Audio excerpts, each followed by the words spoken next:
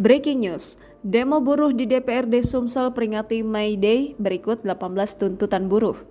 Ratusan buruh se-Sumatera Selatan yang tergabung dalam sejumlah serikat pekerja melakukan aksi unjuk rasa di depan kantor DPRD Sumsel memperingati May Day pada Sabtu 14 Mei 2022. Terpantau di lokasi buruh yang dipimpin oleh Korlap menyuarakan sejumlah tuntutan untuk keberlangsungan kehidupan buruh.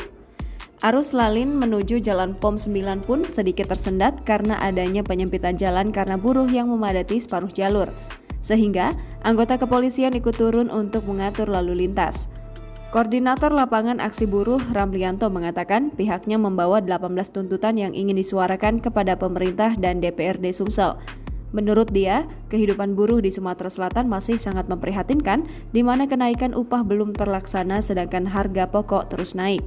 Berikut 18 tuntutan buruh di hari May Day.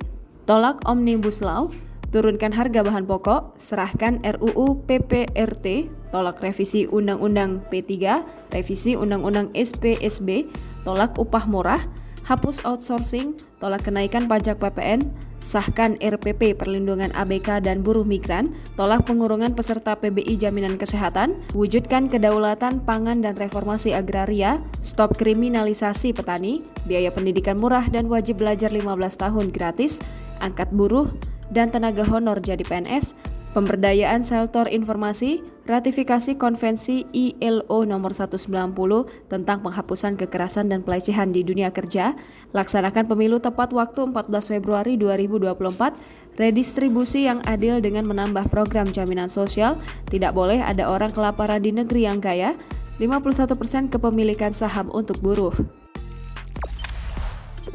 Jangan lupa subscribe, share, komen, dan like ya!